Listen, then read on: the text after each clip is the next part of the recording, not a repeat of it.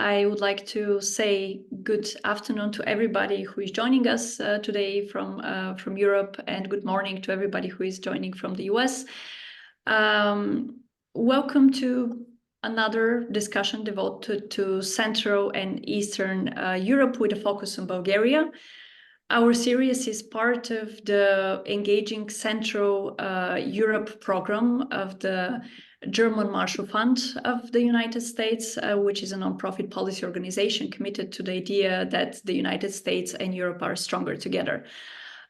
You can read more about the program on our website, but what we're trying to do with a series of discussions, articles and publications is to support democratic resilience and rule of law, citizen participation and regional cooperation.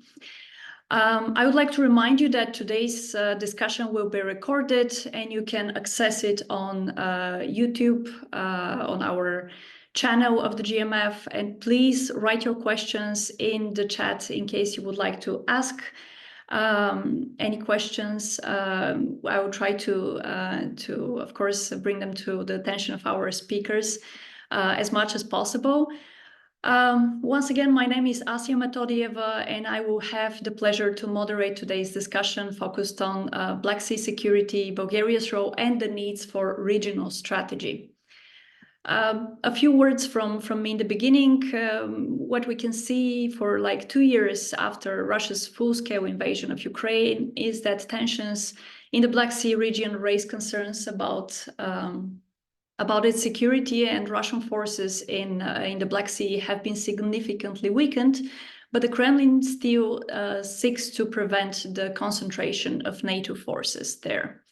Moscow has repeatedly attacked Ukrainian infrastructure, as we could witness in the past years, and has put countless mines in the Black Sea. It also keeps trying to prevent Ukrainian grain from reaching the world market. A comprehensive NATO strategy for the Black Sea requires a more unified voices from the allies in the region. Meanwhile, we can see that we have different interests, different diplomatic strategies. We also see Turkey is increasing its regional role and ambitions, while Bulgaria and Romania are committing to military modernization. However, this depends also on domestic political dynamics. How all these dynamics impact Bulgaria's role in the Black Sea security, and of course other actors in the region, do the complex relationship among the regional actors lead to less security, and can actually smaller states like Bulgaria have stronger voice within NATO? All these questions are for our panelists. They will engage, of course, with some of them and maybe bring some more.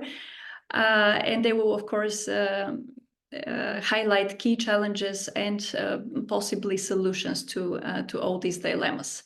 Now I'm excited to introduce each of our speakers. Our first speaker is a non-resident senior fellow with the Transatlantic Security Initiative in the Atlantic Council Center for Security and Strategy. He served as a university professor, distinguished research fellow, and the Theodore Roosevelt Chair in National Security Affairs at the National Defense University.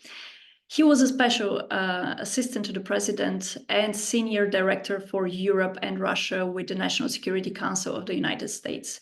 He served as deputy commandant and dean of the NATO Defense College in Rome and taught at the United States Military Academy. He recently authored a very interesting paper on the Black Sea security and the need for the comprehensive strategy. Please join me in welcoming Regina Hooker to our panel. Good afternoon to you. And now moving to our next speaker. Our next speaker is a distinguished diplomat and politician with a remarkable career. She served as Bulgaria's ambassador to Turkey from 2015 to 2020, and more recently was a member of the cohort of the Advanced Leadership Initiative at Harvard.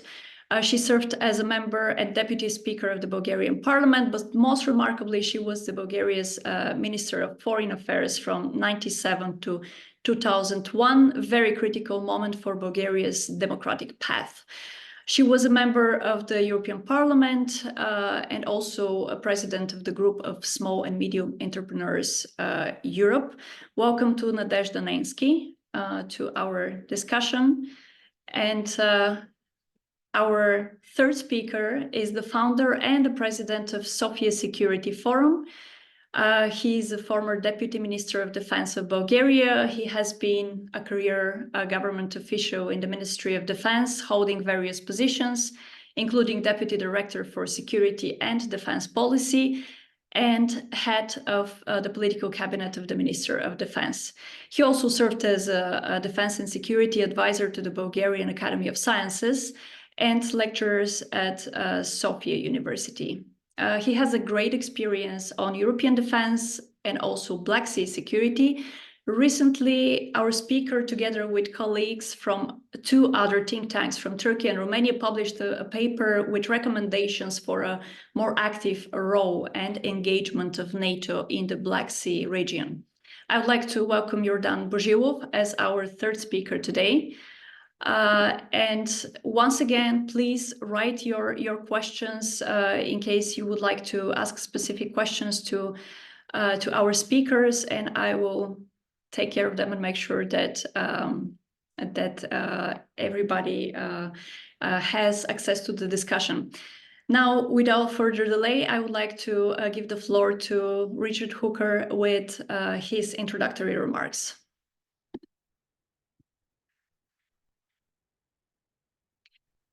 Could you please make sure that you unmute yourself so we can hear you? Okay. Thank you for that introduction, and I'll get right into it. What I'd like to do is take about 15 minutes and provide perhaps a transatlantic view of Black Sea security, where we are now, and perhaps some recommendations on the path ahead.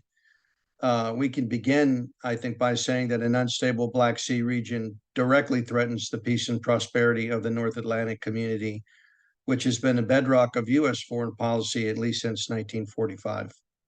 Russian aggression in the Black Sea region threatens the security of every Black Sea state, but more broadly, the Euro-Atlantic region as a whole, as well as global food security, international economic stability, and the viability of international legal frameworks. So these represent key and important interests for the United States as well as for Europe. A comprehensive long-term regional strategy to cope with this new reality is therefore urgently needed. And to be coherent, it must be nested within a broader, viable transatlantic security architecture anchored in NATO. For the transatlantic community and the littoral Black Sea states, a desirable end state is a stable region which is anchored in the Euro-Atlantic community, where the sovereignty of Black Sea states is respected, international trade and commerce can flourish, and political resilience is enhanced. And I believe that here hard choices and a certain measure of boldness will be required. So a brief overview. Since classical times, the Black Sea region has been a pivot of international trade and commerce, as well as a melting pot and a transfer point for cultural exchange. In geostrategic terms, it served as a terminus for the Silk Road and an international crossroads, while the Bosporus and Dardanelles for centuries constituted one of the world's most important waterways. These factors made the region a strategic prize for the Greeks, the Scythians, the Persians, the Romans, the Huns, Byzantium, the Mongols, the Seljuk and Ottoman Turks, and the Russian Empire. Russia and Turkey fought 12 wars across 4 centuries, largely over control of Crimea and the Black Sea, while England and France fought Russia over Crimea from 1853 to 1856 to prevent further Russian expansion in the region at the expense of a tottering Ottoman Empire. Following the collapse of the Soviet Union, the Russian Federation under Vladimir Putin sought to reincorporate Ukraine into its territory and extend its dominance over the Black Sea region. Today, its control of Crimea and the northern waters of the Black Sea, although contested, give it leverage over the Ukrainian regional and international economies as well as strategic advantages for the projection of military force across the region. The states surrounding the Black Sea, Ukraine, Moldova, Romania, Bulgaria, Turkey, and Georgia, generate nearly $3 trillion in GDP, include more than 300 million people, and host assortments of interconnectors that facilitate trade and energy flows between Europe, Eurasia, and the Middle East, and globally beyond. The Black Sea is a maritime conduit for much of the world's grain supply, and the ongoing conflict in Ukraine has contributed markedly to rising prices for food, fuel, and fertilizer, with Russia's invasion causing an unprecedented shock to the global food system. The Black Sea region is thus a critical geostrategic intersection between Europe and Asia with global importance. Instability in the Black Sea region is manifested by the fragility of its democratic systems, uneven economic performance, energy dependence, and open conflict. So a few words about regional challenges and threats. Black Sea states are principally challenged by Russian malign activity, but also by energy dependence, a measure of political fragility, and economic underperformance. Previous attempts to solve regional disputes and address security threats through diplomacy, for example, through the Organization for Security and Cooperation in Europe, the Organization of the Black Sea Cooperation, the Budapest Memorandum, the 2008 Bucharest Summit from NATO, Minsk I and Minsk II, the Normandy format, and various other bilateral diplomatic overtures all failed due to Russian intransigence and territorial ambitions. Opportunities do exist for stabilizing the Black Sea region and improving the economies and the political stability of Black Sea states, but most of these require an amelioration of the Russian threat. Until then, the Black Sea will likely remain a conflict zone and progress will remain elusive. So some recommendations. An effective Black Sea strategy should seek to solve the root causes of instability and not so much nibble at the margins. If Ukraine is successful in ejecting Russian forces from its territory, then opportunities can exist for diplomacy to create new conditions to stabilize the region. For example, by offering sanctions relief based on positive Russian behavior. These would include the removal of Russian forces from Georgia and Moldova, a restart of arms control negotiations, closer economic integration of Black Sea states with the West, and a corresponding increase in prosperity and standards of living, stronger democratic institutions and political stability, a reduction in energy dependence on Russia, improved relations with Turkey, and a relaxation of tensions and lowered potential for conflict in the region. Now, in some capitals, the prevailing view is that expelling Russian forces from Ukraine is unlikely. But I would suggest that a deeper analysis perhaps challenges this view. The Russian force that entered Ukraine in February of 2022 has been largely shattered. Russian ammunition stocks, especially precision-guided munitions, have been depleted and replacement efforts hampered by sanctions. Poorly trained and unmotivated conscripts, recalled reservists, and prison convicts have been impressed into service to fill gaps in Russian units, but their performance has been unimpressive. Overall, Russian generalship and campaign strategy have been poor, while Russian air and naval forces have performed below expectations. Hundreds of thousands of military-aged males have fled the country, contributing to a manpower crisis that must inevitably bring pressure to bear on Putin's regime. The Ukrainian armed forces have suffered high casualties as well, but their morale and will to fight remain strong. The people of Ukraine overwhelmingly oppose ceding land to Putin in exchange for an unlikely peace. Ukraine continues to field trained, well-equipped new formations, even while filling gaps in already existing units. Ukrainian manpower reserves are still adequate, and its leadership and generalship are clearly superior to Russia's. But the next point, I think, is critically important. If provided with certain needed capabilities, above all, long-range fires, air power, and adequate artillery ammunition, then Ukraine's recovery of its national territory is very possible. But without these capabilities, it's more likely that the conflict will degenerate into yet another frozen conflict on Russia's periphery. Deterring Russian aggression in the region also depends on more capable in-place forces. So here NATO and the EU can and should provide needed economic and security assistance. For smaller, weaker states like Georgia and Moldova, this means credible, modernized ground forces in division strength, along with stronger and better air and coastal anti-ship defense, backed up by trained reserves.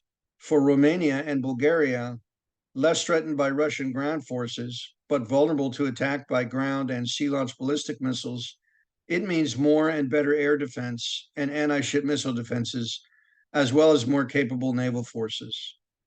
NATO tripwire forces in the form of battalion battle groups can also help to show alliance solidarity and to remind potential aggressors that an attack on one means an attack on all.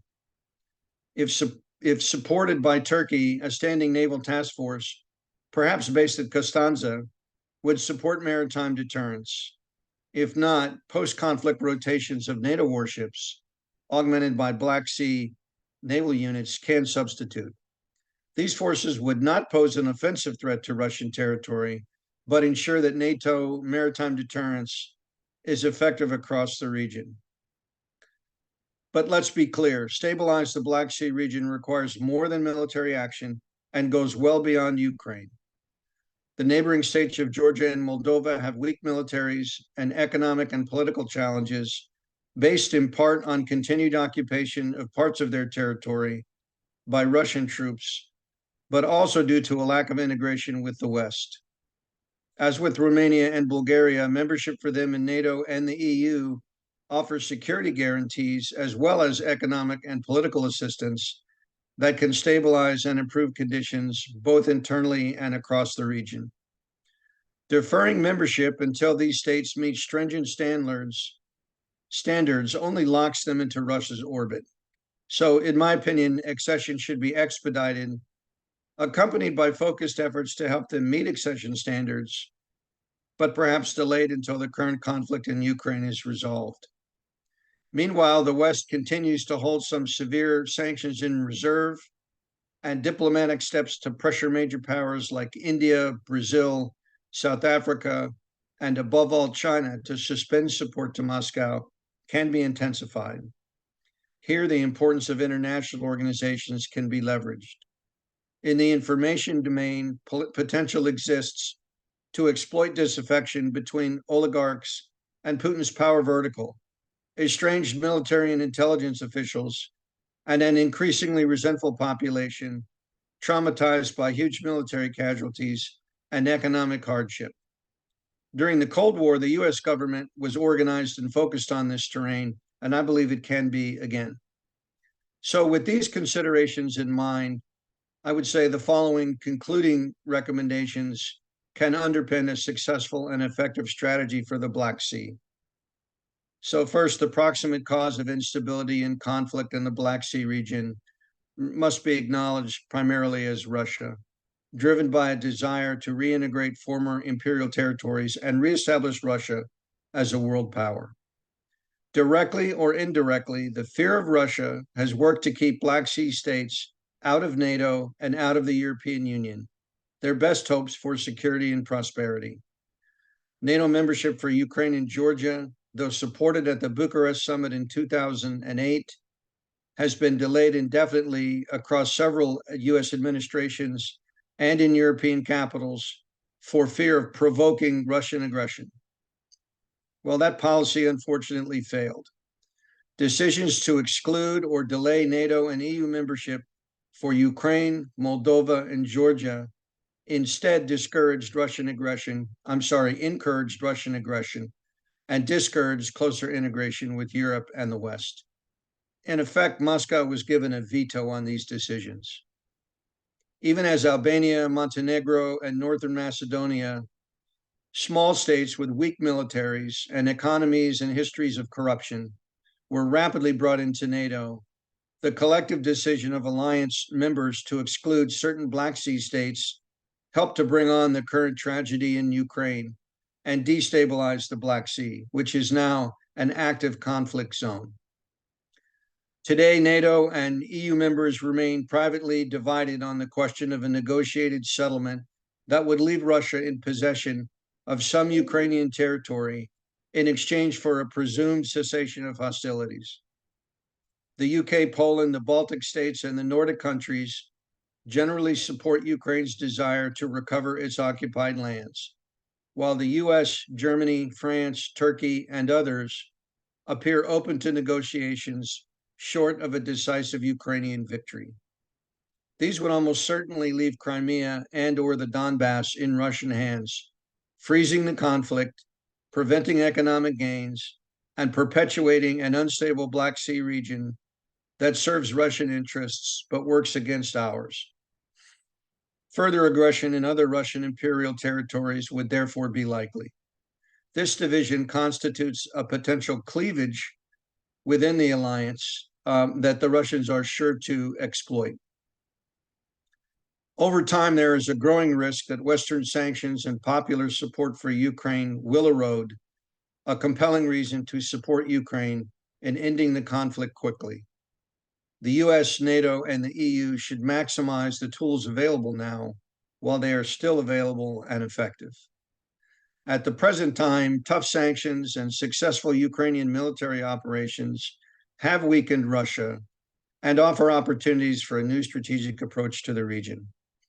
That approach should be grounded in providing the assistance required to achieve a Ukraine whole and free, firming up NATO's presence in Bulgaria and Romania, providing security assistance to Black Sea states to strengthen deterrence and defense, leveraging economic sanctions to remove Russian troops from Georgia and Transnistria, and early membership in NATO, the EU, OECD, and the Three Seas Initiative for those Black Sea states that are now outside the transatlantic community. Should international organizations continue to refuse timely admission, a US coalition could be formed to take on some of these tasks. Introducing NATO troops into the conflict is not required or desirable, as properly equipped and supplied Ukrainian forces, in my opinion, are capable of restoring Ukrainian sovereignty and territorial integrity. These steps will require muscular diplomacy, strong leadership, and firm resolve. The stakes are high and go well beyond Ukraine to affect not only the Black Sea region and the European security space, but the global international order. I'd wrap up by saying that the transatlantic community has weathered many serious crises and come through stronger and more resilient than ever. With confident and energetic leadership, these outcomes, I believe, can be achieved by removing the Russian military threat and integrating Black Sea states more closely with the West. The US and the transatlantic community can set conditions for a more stable, peaceful, and prosperous region for decades to come. So thank you for your kind attention, and I look forward to your questions in the question and answer period. Thank you. Thank you, Dr. Hooker. Very, very interesting arguments that I will be happy to develop further. One of them, and dilemma for many countries, for the countries in the region, is like how to promote regional security without necessarily sending the message for a threat to Russia. How, you know, to create this sense in the region. Also, how to deal with the divisions in NATO.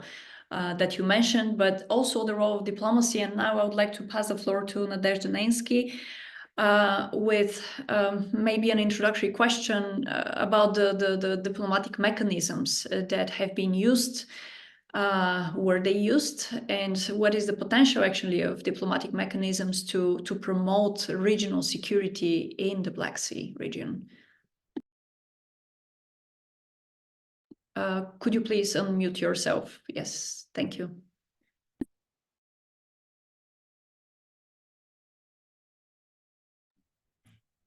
here it is.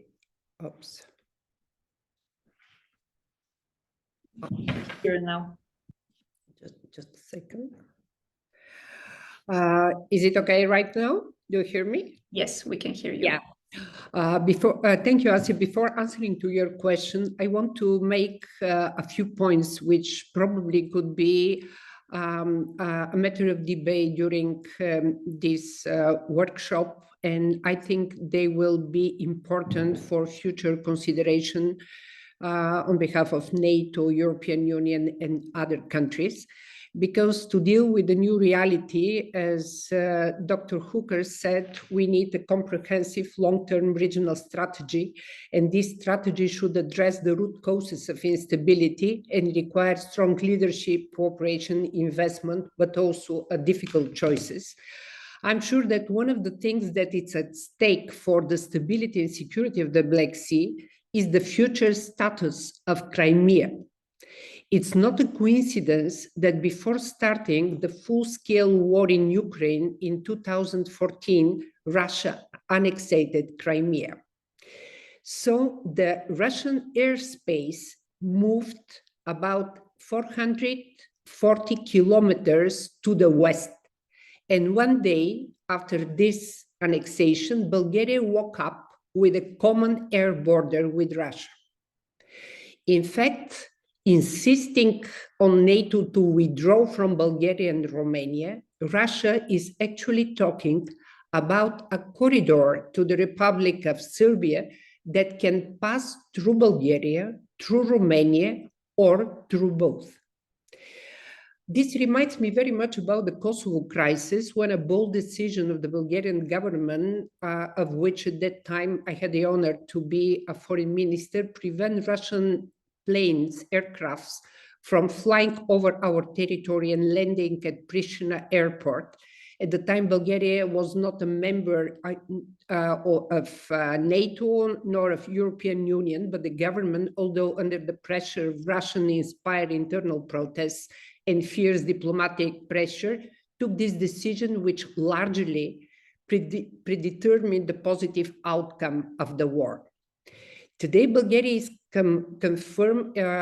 confirmed its readiness to strengthen cooperation aimed at ending the unprovoked war of Russia against Ukraine and restoring Ukrainian territory and integrity and sovereignty with its international recognized borders.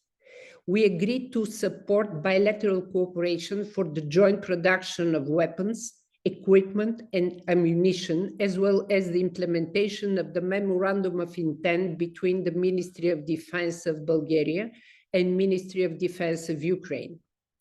Further development of cooperation in the field of restoring security in the Black Sea region was agreed, noting the importance of holding the second conference on the Black Sea security of the International Crimean Platform, which will be held in Sofia this coming April.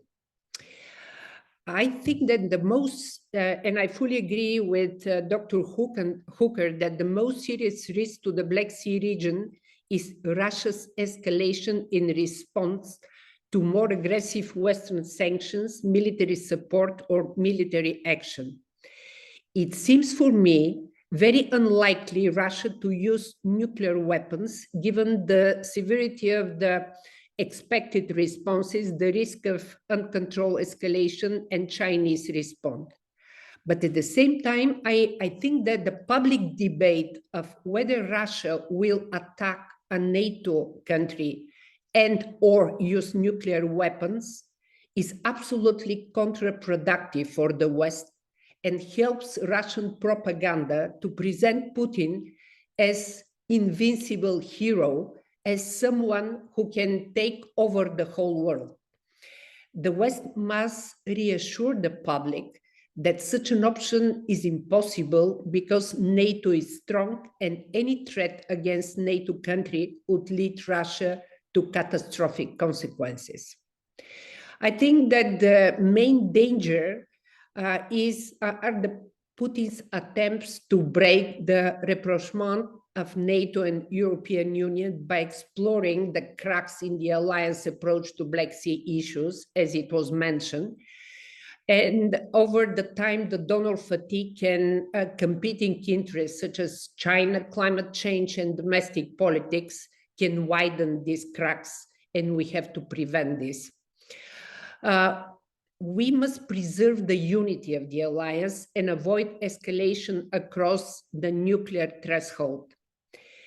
Russia's military failure in Ukraine provides opportunities to solve a number of regional security problems. And on the contrary, even partial Russian success would threaten the rapprochement of NATO and the European Union. And I think it will send a very bad signal to the rest of the world, to the countries of the former Soviet bloc, because countries of Eastern Europe are very sensitive about the possibility of NATO and European Union to create this space of security and stability, which is so much needed and which was the very cause for all of us to join the two unions. That's why the main thing now is to keep the unity and to address the causes for the instability of the region and to prevent this conflict in Ukraine to transform into a frozen conflict which will continue instability and will extend a possible future aggressions toward other countries in the region. Thank you for this very, very important points. How to keep the unity? It's maybe a question that it will be good to discuss a bit later in the discussion. But I would like now to pass the floor to Yordan Bozhilov with introductory question about the role of Bulgaria and whether countries, small countries like Bulgaria, can actually contribute to this unity of NATO and also to have a stronger voice when it comes to regional security in the Black Sea.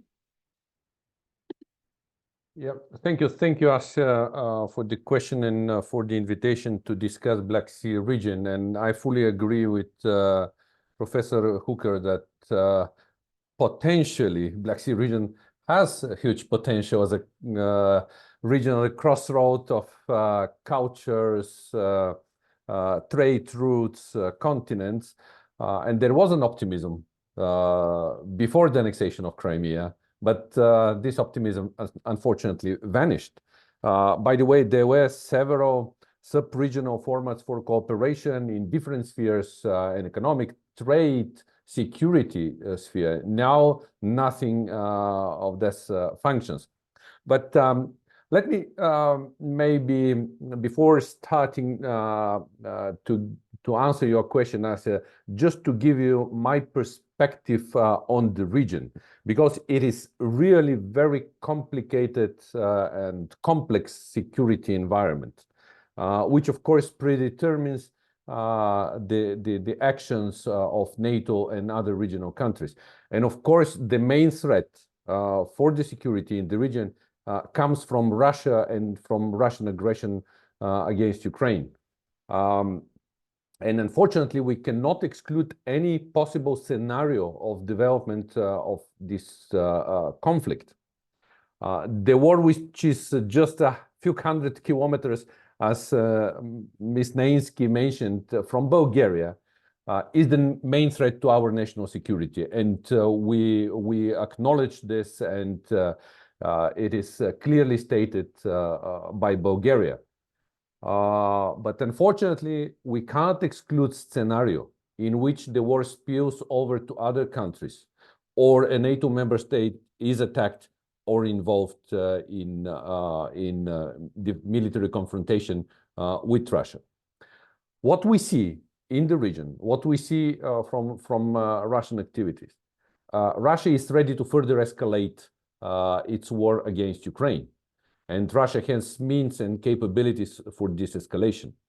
And let me also mention, I think Ms. Nadezhda Neynsky also touched upon, after annexation of Crimea, Russia built military superiority in the Black Sea region. Russians' military capabilities exceed capabilities of NATO countries, so Bulgaria, Romania, and Turkey. Moreover, Russia built an A2AD system, which, of course, again, prevents NATO from the freedom of maneuvering, of freedom of entering in the region. So Bulgaria, Romania, and Turkey as NATO countries have military capabilities, but comparing to Russia, they are not sufficient.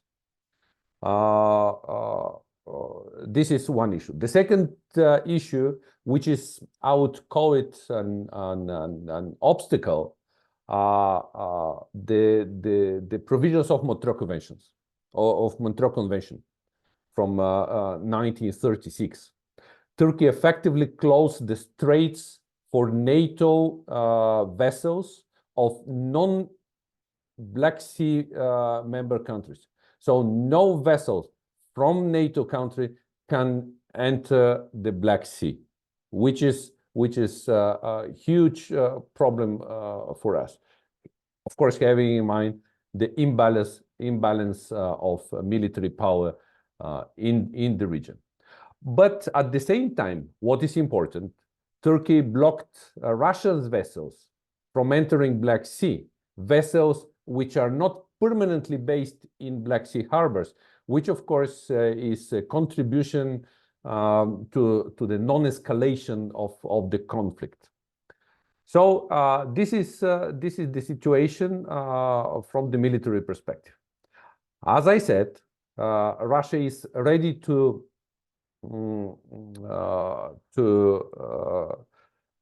use forces and escalate the situation.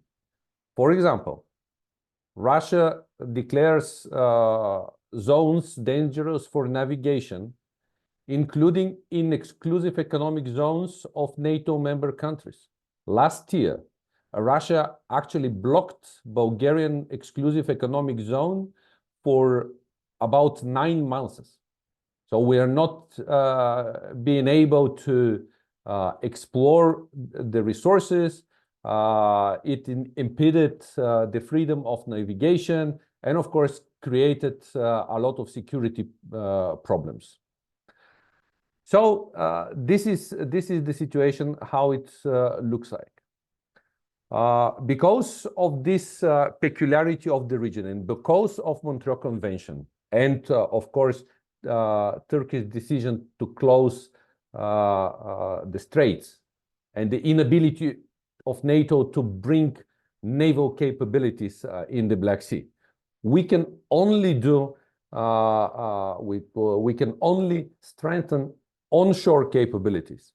And Professor Hooker already mentioned that we desperately need to strengthen air defense, coastal defense. We desperately need means of surveillance and reconnaissance. So what is the most important is, again, to build credible defense, having in mind, of course, all these limitations. Let me go further and describe the complexity of the security situation in the region. What I mentioned in my speech before. It is really very complicated and complex security environment or insecurity environment. There are many risks arising from the war of Russia against Ukraine, and I'll mention just a few of them. We have so-called free-floating sea mines. It is estimated that that between 500 and 700 sea mines are placed along the coast of Russia and Ukraine. But what is important here, about 80 free-floating sea mines were detected and destroyed in the territorial waters of Ukraine, Romania, Bulgaria, and Turkey. Several ships were already hit by sea mines. The insecurity of navigation skyrocketed the prices for insurances. Companies operate in the Black Sea with old vessels only, which create again further risks for the environment. And mentioning environmental risks, I have to list several. For example, we have destroyed military equipment. We have destroyed civilian infrastructure. There were fires caused by the military activities. There is a pollution caused by use of different types of weapons. Just in the brackets, almost all of the buildings which are destroyed by Russia are built in 50s, 60s, or 70s, when asbestos was largely used. So when you destroy, when you bomb such houses, it spreads asbestos, which of course pollutes the territory. We have millions of refugees. Already, our previous speakers mentioned the inability of Ukraine to ship the produced food to other regions, which contributes to global food insecurity. Bulgaria and other countries cannot fully use their economic zones for fishery, for extraction of gas, for trade, etc., etc., etc. On the other side, Russia is largely using all sorts of malicious influence and hybrid warfare against our countries. Disinformation, propaganda, cyber attack. Russia aims to divide our societies. Russia tries to destroy the unity of NATO and EU. And having said that, I'll mention that Russia uses all leverages it has against us. For example, if we take Bulgaria, Russia uses very well and very effectively the pro-Russian part of Bulgarian population, pro-Russian political parties and organization, Orthodox Church, etc., etc., etc. And this is only part, of course, of the risks and challenges in the region. There are many, many others, of course. There are risks of irregular migration. Of course, these risks are not directly linked to Russian aggression, but these risks contribute to the general insecurity in our region. Professor Hooker rightly mentioned the Western Balkans and the region which is directly linked with Black Sea region. There is a still unfinished process of accession of Black Sea and the Western Balkan countries. So it is again part of what we call deficit of security in the region. So what to do? What should be our responses? First, of course, support Ukraine. No doubt that we have to strengthen and provide everything necessary to Ukraine so that Ukraine can defend itself. Second, NATO must build credible deterrence and defense in the region for the member countries. I mentioned that Turkey has a very peculiar position which impedes the rapid buildup of naval capabilities. We can, of course, build onshore capabilities, but we will have still deficits because military people, they perfectly know that if you don't have naval capabilities, you cannot project your power and, of course, send right messages to Russia. It is very important to further increase NATO presence in the Black Sea countries. There are already NATO contingencies deployed in Bulgaria and Romania. There are battle groups led by Italy in Bulgaria and France in Romania. This is the right way. The second is to strengthen the regional cooperation between NATO countries, Bulgaria, Romania, and Turkey. Just recently, the three countries signed an agreement for mine countermeasures, which is a huge contribution to the security. And on the next place, very important, each NATO country has to invest more in developing defense capabilities. And I'll very briefly mention what Bulgaria is doing in this regard. First, Bulgaria started a very ambitious modernization program. This year, Bulgaria will achieve 2% of GDP, and in the coming years, the percentage of GDP will be close to 2.5%, which is very high indicator in NATO.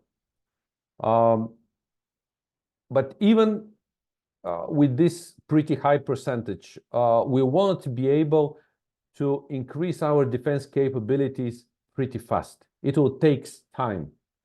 That's why we called on NATO countries to consider contribution to the Bulgarian, to the strengthening Bulgarian defense capabilities. From Bulgarian perspective, we shall invest actually in all spheres, and we started already acquisition of F-16 fighters. Next year, first 3 to 5 fighters will arrive on Bulgarian soil. We started construction of 2 patrol vessels. We started the process of acquisition of armored vehicles from the United States. But there are many other projects which shall be started in order to have real credible defense. And here comes the modernization of the air defense system, coastal defense. We desperately need new radars. We have to replace all old equipment which is actually non-compatible with NATO equipment. The most of combat system in Bulgaria are made in 60s, 70s, or 80s, and they are according to the standards of the former Warsaw Pact. So it is a huge task for Bulgaria. We are doing a lot, but still we need support from our allies. One of the shortages we have in the region is military mobility. We have to invest greatly in better military mobility in order to be able to move forces across borders. To overcome shortages in the defense capabilities, we of course cooperate with many countries, mainly with the United States. We signed in 2006 an agreement of defense cooperation, which provides us a lot of opportunity for cooperation in defense sphere. But NATO is strong not only with its great military power. The most or very important, it's unity and readiness of countries to implement engagements according to Article 5. And it is very important, of course, to work among countries to invest more in this unity, because Russia is targeting particularly our ability to take decisions and implement decisions. I will finish by saying that, having in mind the complex security environment in the Black Sea, we need a comprehensive approach. As Asya mentioned, Sofia Security Forum and other two think tanks from Romania and Turkey made a study, presented it in November at NATO HQ, And we call for a comprehensive NATO approach, because we have to tackle all these challenges simultaneously. Bulgaria, on its part, is working on its own national foreign strategy, and we are working on our national Black Sea strategy. I do hope that other countries will follow this. We know that United States is already working on such a document. France adopted recently their own strategy. So only with common efforts we can overcome the deficits, and only with common activities we will be able to send right messages to Russia. Thank you very much, and I'm ready for your questions or comments. Thank you for contributing to the discussion with so many important points. I would like to encourage our audience once again to write questions in the chat. I see a few already, and I will keep my right to ask them in a few minutes. But before that, let me ask like a round of questions, each of you, regarding like the key arguments that you mentioned. And my first question would go to Richard Hooker regarding the future of Crimea and the fact that all the players in the Black Sea region actually have different strategic interests, including Russia, including Ukraine, including Turkey, a country which is a NATO member state. Now, in this very, very complex political and security environment, can we imagine and can we expect the efforts of Bulgaria and Romania to actually give them the chance to have a stronger voice? And can we have a comprehensive strategy of NATO for the region, given that we probably still lack a comprehensive approach to Crimea? Yes, thank you for the question. I think it's fair to say there's not unanimity inside the alliance on how to confront Russia. So that's our beginning point.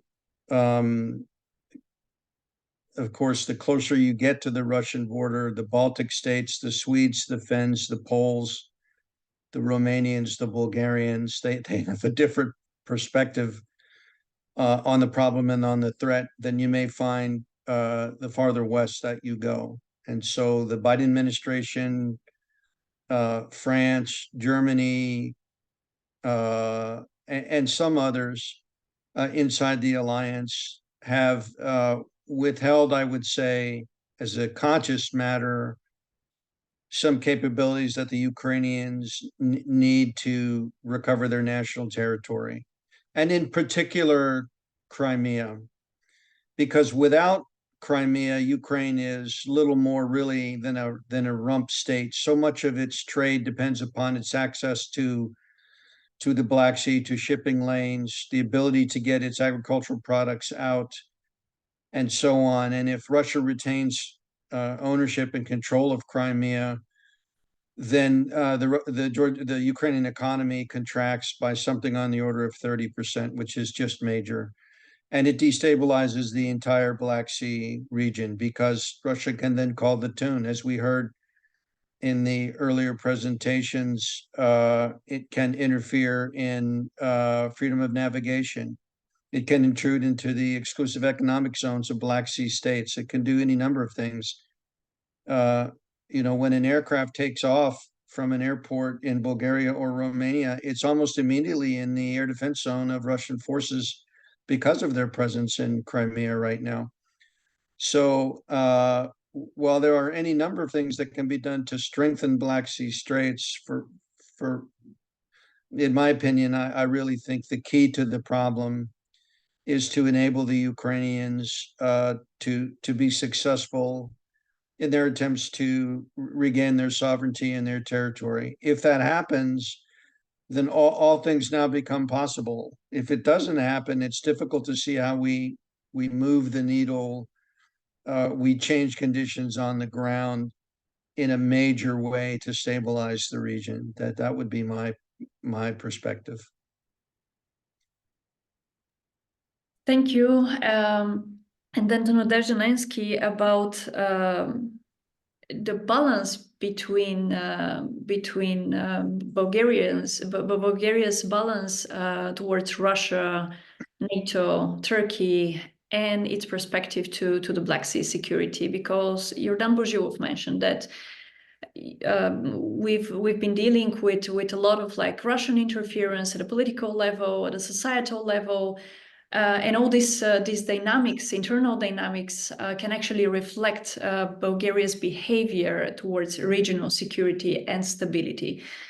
Again, like pointing to the role of diplomacy here, what can be the mechanisms for small states like Bulgaria?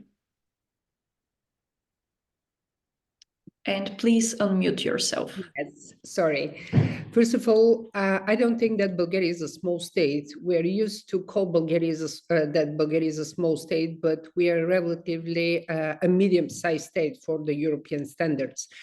I think that Bulgaria now has the option of being member both of European Union and NATO, and as a part of this this alliance of the NATO alliance is able to be part of the discussion of the politics of the alliance towards Russia. We don't need to balance between NATO and Russia, which is, I think, very much old thesis from the Russian propaganda that we have to choose between NATO and Russia. We made our choice in favor of the Euro-Atlantic community because we think that we have better guarantees for the national security being part of a democratic alliance that taking care for our security alone. What is important for Bulgaria and for countries like Bulgaria is that NATO has a very a strong determination of preventing a compromise on Ukraine. This is very important because the final target of Russia is not Ukraine. We must remember when Putin, I think during in 2007, during the Munich Security Conference, he said, I'm quoting, I'm not sure about the quote, but in general, he said that he's tired by the West. And later he published an essay about Ukraine, and he pretends that Ukraine and Russia are one and the same country, and the people both in Ukraine and Russia are part of the same unity. Those were signals long before the full-scale war of Russia against Ukraine that Putin's attentions go far beyond the attack against Ukraine. In fact, he sent 2 letters, one to the United States and one letter to NATO, in which he claimed for zones of interest again, and he wants to recover the influence of Russia as an empire, as in the time of during the Cold War, which means that Putin doesn't want to negotiate with Zelensky on a peace agreement.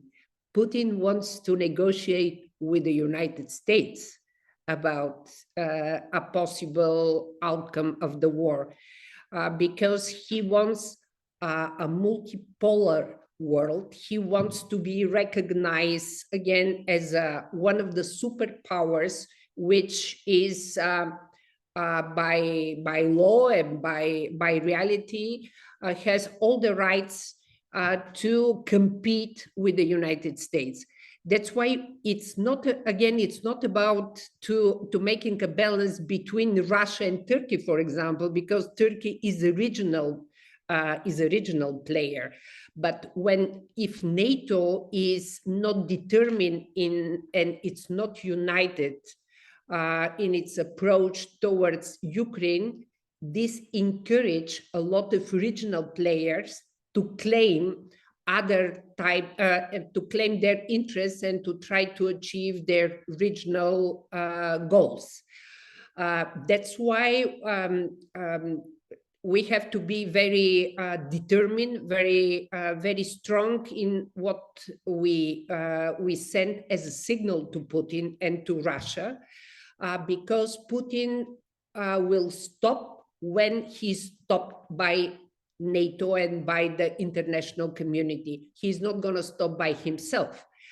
And this is enormous threat, not only for the Black Sea, but as we mentioned, it's enormous threat for Europe, for the entire democratic world, and also is a threat for the principles, values, and the whole, how to say,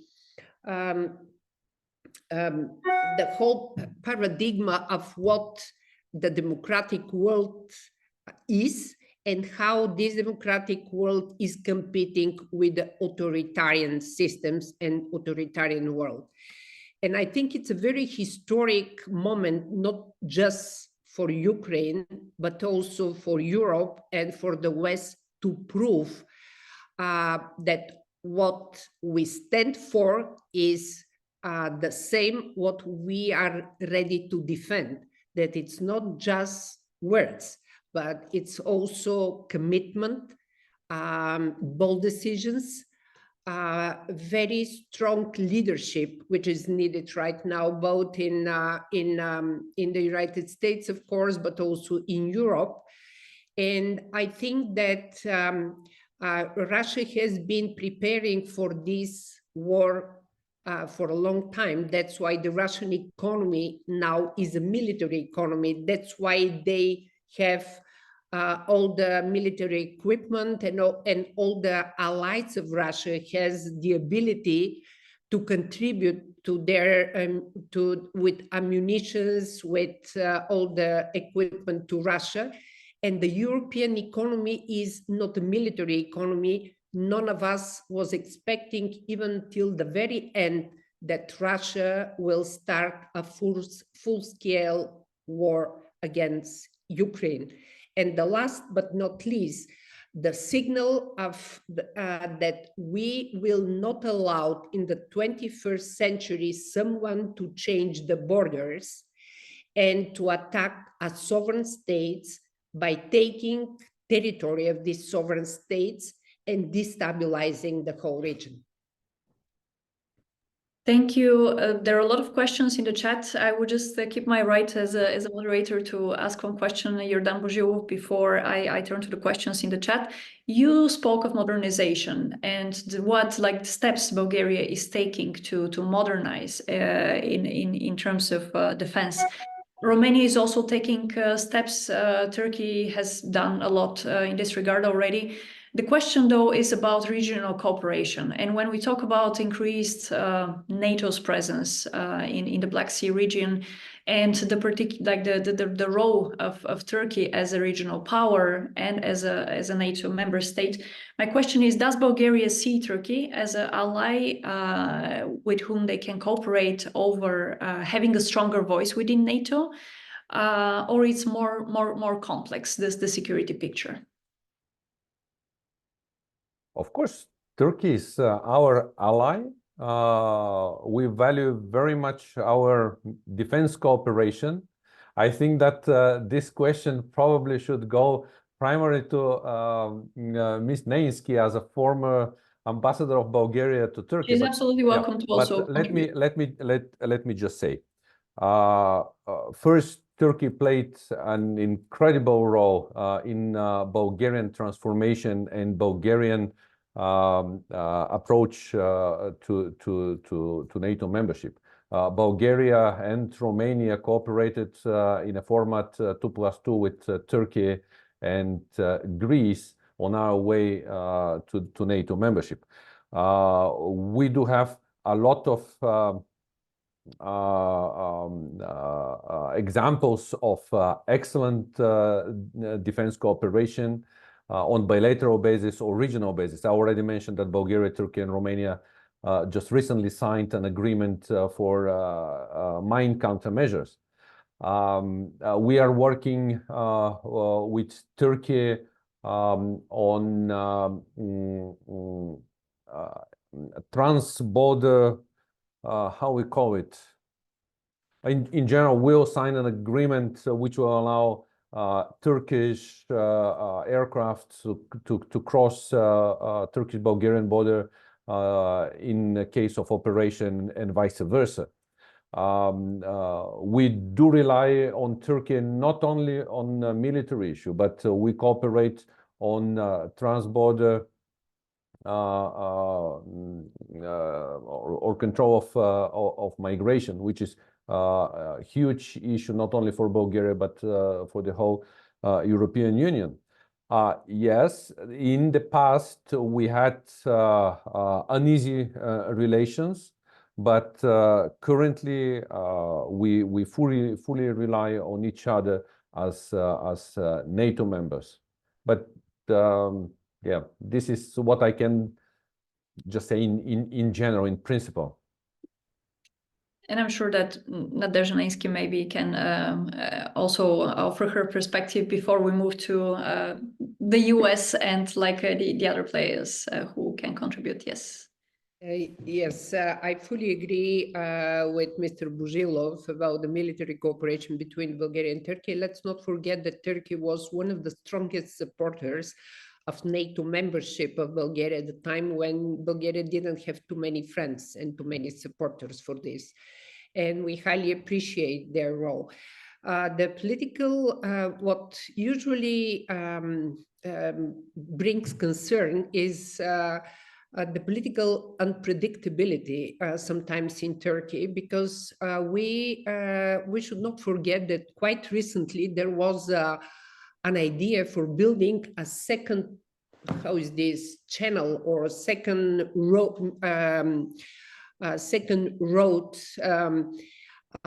to open like Bosphorus and Dardanelles to make another water channel. And this was a project which was not greatly supported internationally. And just a few days ago, I heard that this project was cancelled by the court in Istanbul, and the mayor Imamoglu highly appreciate this decision of the court, because this could be very risky for the region of the Black Sea and have unpredictable consequences for the environment, for Montreal, for everything. On the other hand, Russia was very much against this project by her own reasons, but in the context of the war, this could open another front of instability and insecurity. And I think that it was very smart for the time being. Even the ruling party of President Erdogan said that, making comments on the decision of the court, that this project is not on the table right now. It's not a priority for them for now. And maybe for now we can breathe a little bit more freely and not have another question mark in our minds. But in general, I think that the cooperation between the NATO countries in the region is a must, is not a wish. And we all know what could be the consequences for all of us if this tension in the Black Sea continues. And I think that moving back to Crimea, it's very important what will be the response of NATO about the status of Crimea, because just 2 days ago, I think the Russian Russian drones have attacked Odessa from the Black Sea.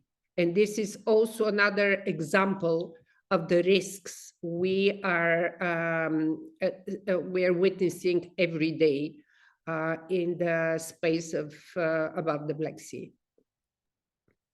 Thank you for this this perspective, because it actually you know, like the role of Turkey, as you mentioned, like it's very complex. It has this role of being like a regional power, but also as a NATO member, we also rely on Bulgaria relies on it quite a lot. Now, going to the questions in the chat, they're very interesting, and I would like to pass the floor now to Richard Hooker for the first one. The first question: how realistic is the adoption of a discharge petition by the U.S. Congress to allow the adoption of the needed help for Ukraine, worth of $60 billion? Could you please unmute yourself? Thank you. The short answer is it's very hard to unpack American domestic politics right now. We've gone through a series of speakers of the House of Representatives. The current one is again under fire. The president brought in congressional leaders from both parties just this past week to try to resolve the funding crisis and to sort of free up funds to go to Ukraine. I'm not in a position to anticipate the outcome of that because the Republican majority in the House is razor thin, which in a way gives those radical Republicans much greater power than they would otherwise have. We're in the midst of the final year before the general election, so there's an awful lot that's up in the air right now. I will say, if you contrast where we were in 17 or 18, where the U.S. Congress was overwhelmingly in support of NATO, and today the transformation has been considerable, if not profound. And so the European allies in particular are obviously very concerned about the outcome of the next election in 2024, which could really unsettle the transatlantic relationship in very, very large ways. I do note that the European allies are trying to take steps to fill the void, if you will. They understand that in particular, Ukraine is suffering a critical shortage of artillery ammunition, without which it really can't continue the war very effectively.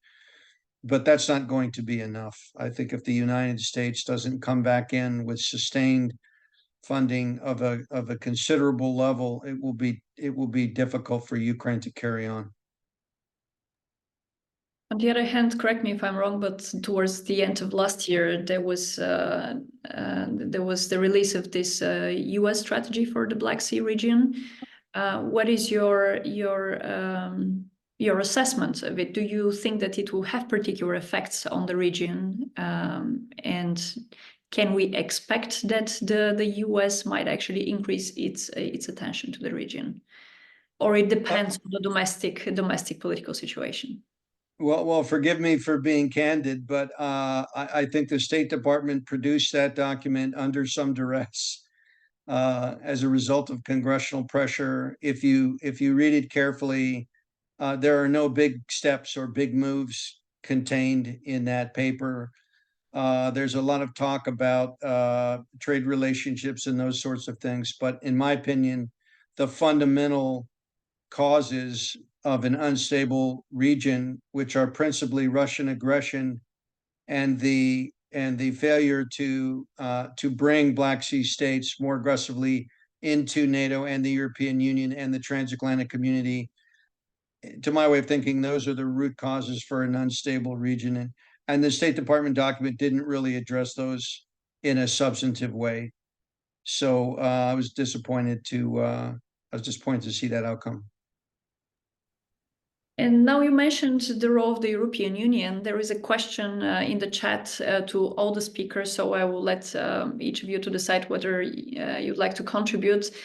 How do you see the EU in the Black Sea security, and especially what you pointed to, the interconnectivity between the Western Balkans region and the Black Sea region in this very unstable times?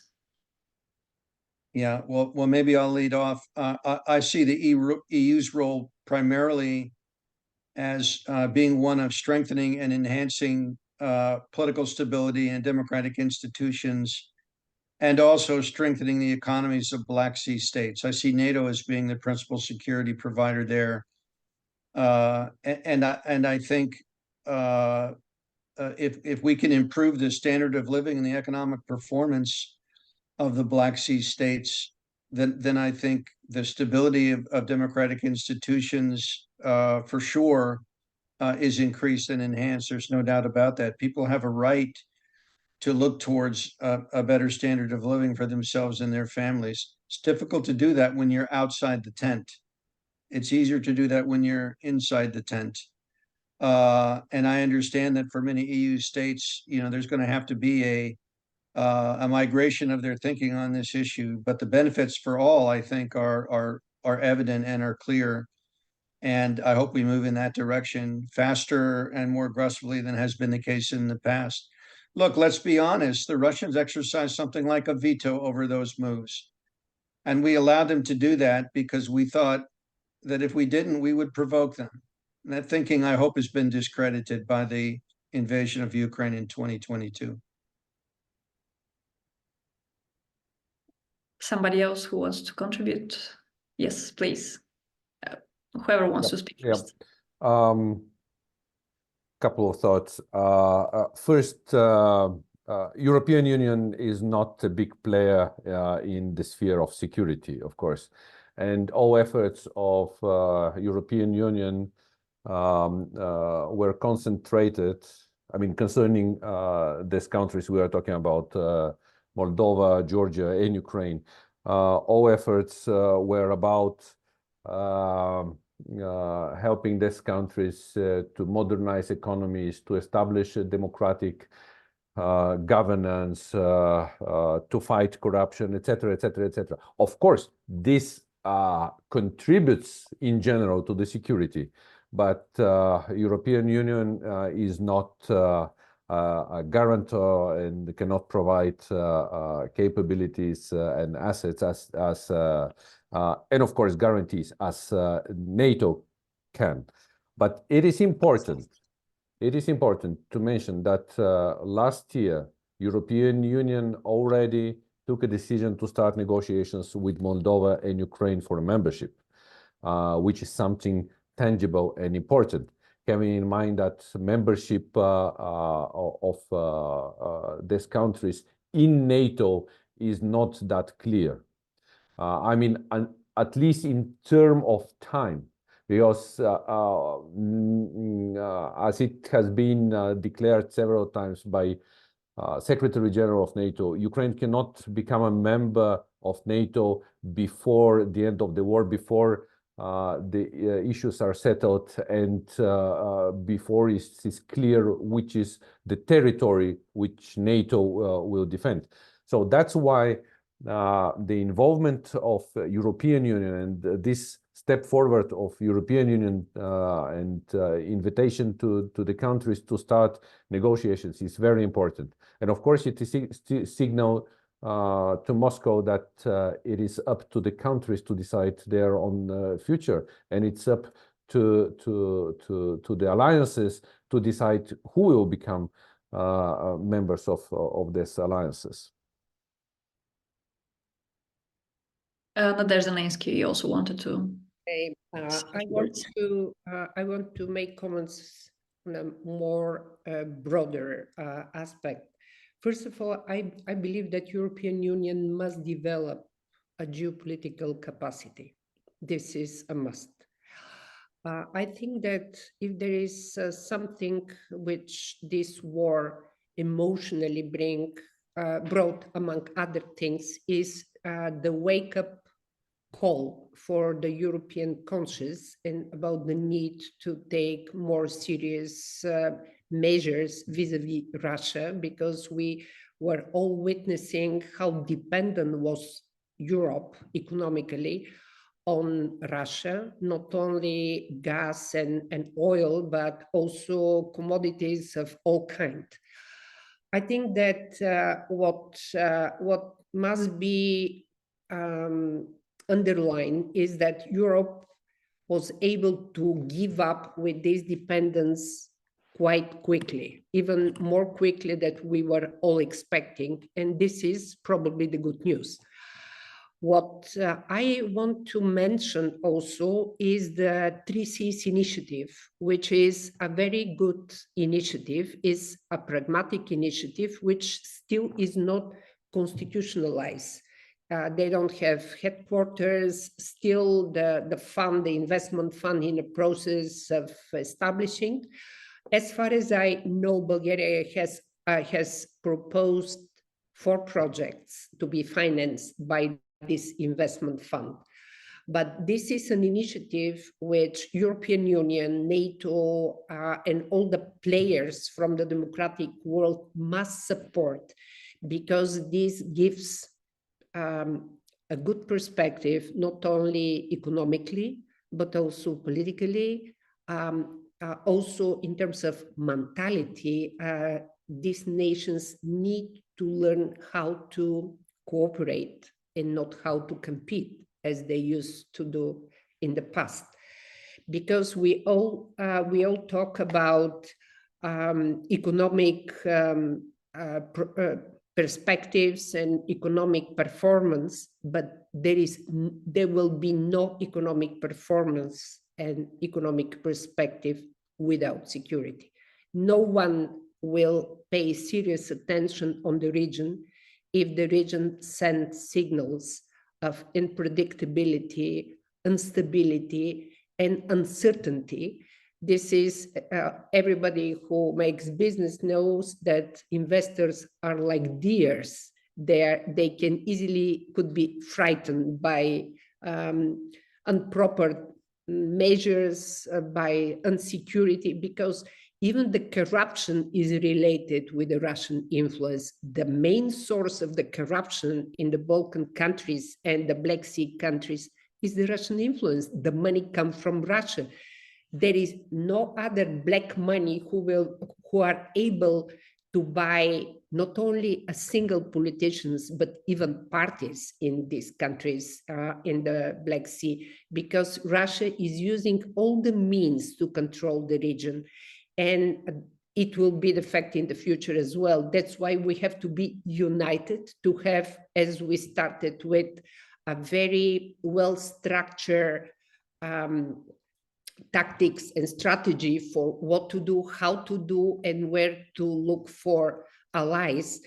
And what Mr. Bozhilov mentioned about the invitation from the European Union towards the rest of the countries in the Black Sea to join the European Union is a very important, not only economical, but political step vis-a-vis these countries.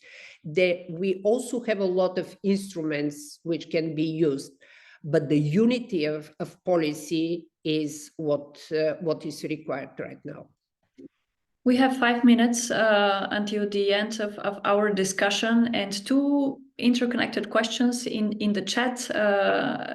One of them, I think Dr. Hooker can bring his perspective on this. What do you think about the currently unfolding discourse about putting NATO troops on the ground in Ukraine? I think it's principally the French being the French again. I don't know that it's a serious statement on the part of President Macron. I think we're very far from consensus inside the alliance to do anything of the sort. There would be many other steps, I think, that would come before that: trainers, advisors, that sort of thing. Even in no-fly zone, there would be many things that would happen or would be considered before I think NATO would take on actually putting troops on the ground. Now, if the Russians unexpectedly achieve a major success, manage to cross the Dnieper, threaten Kiev, those sorts of things, then obviously the level of alarm would rise inside the alliance, and I think you could expect deeper discussions on those matters. But right now, I think it's very unlikely. And maybe the Bulgarian perspective, because this is the other question, the Bulgarian perspective on the French President Macron's statement that nothing can be ruled out in reference to the possible troops on the ground in Ukraine? Actually, we had pretty heated debate today and yesterday in Bulgaria, including in Bulgarian parliament. Most of the pro-Russian political parties and organizations, they used this to attack the government. The government, which is very pro-NATO, very pro-Euro-Atlanticist, very supportive to Ukraine. So we have to be careful when we use such a language because it can be interpreted in different way. But no, it was clearly declared and stated that NATO should not send troops, and Bulgaria won't send Bulgarian armed forces in Ukraine. Maybe maybe what Macron is saying is this is the old saying that in order to have peace, you should prepare for the war. Probably this is what the French interpretation of this topic is. Thank you. We managed to engage with part of the questions in the chat, not with all, but I would like to thank everybody in the audience for being with us today and also bringing their questions to the discussion. To close the discussion, I would like to ask for your assessment and expectation for this year, maybe the next year. Do you see the Black Sea region with less or more security?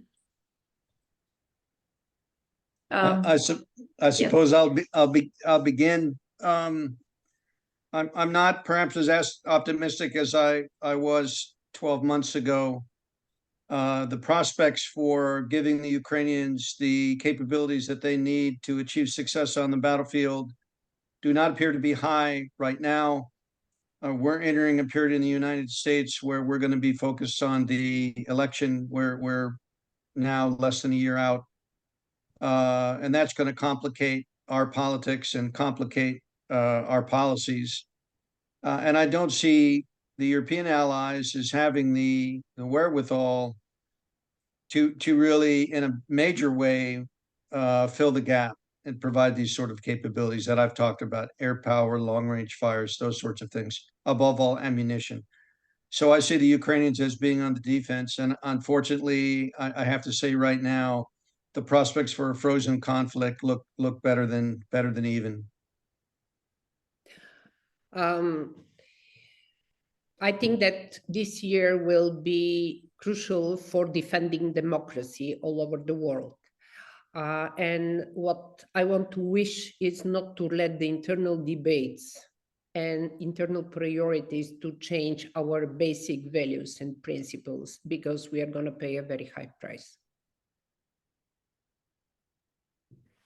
Yeah, I think that the situation in the Black Sea in general will depend very much on the situation on the ground in Ukraine, how the war is developing.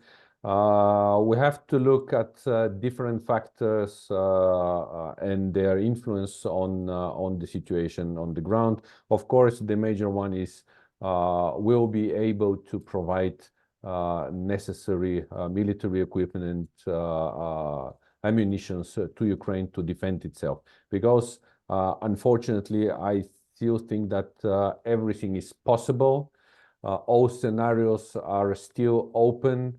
In general, I think that we can expect different developments in the Black Sea, and I'm frankly speaking not big optimist about solving all these issues in the Black Sea in the coming years. Not even this or in the next year, but it's going to be very, very long environment of insecurity.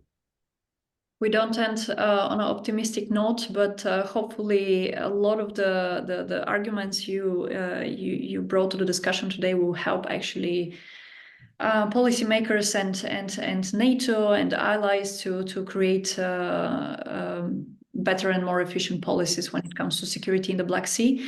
On behalf of the GMF and me personally, I would like to thank our distinguished speakers. Thank you for participating in today's discussion, and everybody who joined us from across the ocean and Europe. The discussion will be, as I said, available on our YouTube channel. So please, if you would like to go back to it and check it out, you can do it. Thank you once again, and hope to see you soon on other events of the GMF. Thank you. Thank you.